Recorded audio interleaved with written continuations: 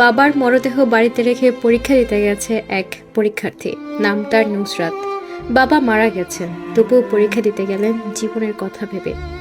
চোখে ছিল অশ্রু, কাঁপছিল হৃদয়, তবুও পরীক্ষা কেন্দ্রে হাজির হলো নুসরাত জারিন ফিমা।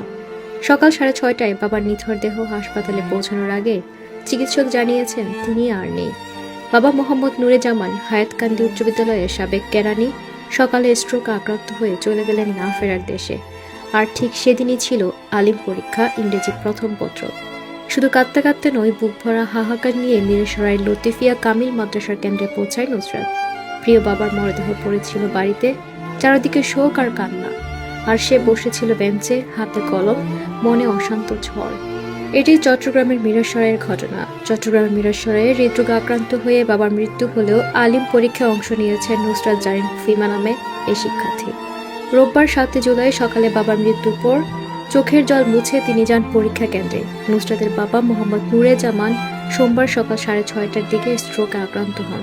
পরিবারের সদস্যরা তাকে দ্রুত সীতাকুণ্ড উপজেলা স্বাস্থ্য কমপ্লেক্সে নিয়ে গেলে চিকিৎসক মৃত ঘোষণা করেন। নুসরাতের জ্যাঠাতো ভাই ইমাম উদ্দিন বলেন, আমার চাচাতো বোনের আলিম পরীক্ষা চলছে। আজ ইংরেজি প্রথম পত্র পরীক্ষা। সকাল 6:30টায় আমার চাচা স্ট্রোক করে। দ্রুত সীতাকুণ্ড উপজেলা স্বাস্থ্য কমপ্লেক্সে নিয়ে গেলে সেখানে কর্তব্যরত চিকিৎসক চাচাকে মৃত ঘোষণা করে।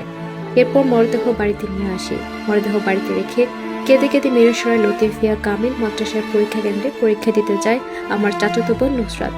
সে আবু তোরাব ফাজিল মাদ্রাসা থেকে আলিম পরীক্ষায় অংশ নিচ্ছে। আজ বেলা 3:30টায় হায়াতকান্দি উচ্চ বিদ্যালয়ের মাঠে চাচার জানাজা অনুষ্ঠিত হবে। তিনি আরো বলেন, 10 দিন আগে নুরে জামানের বড় ভাই নুরুল মুস্তফাও মারা যান। 10 দিনের ব্যবধানে আমার বাবা ও চাচাকে হারালাম।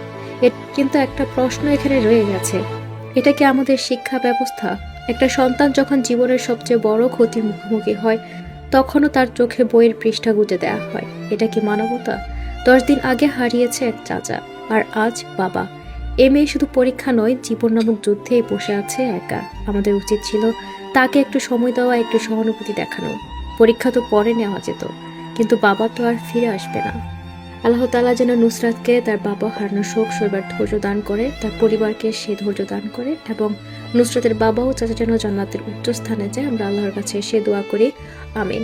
দর্শক, এ নিয়ে আপনার মূল্যবান মতামত কমেন্ট বক্সে জানাতে ভুলবেন না। আরও আপডেট পেতে আমাদের ফেসবুক পেজটি ফলো করে সাথে থাকুন। ধন্যবাদ।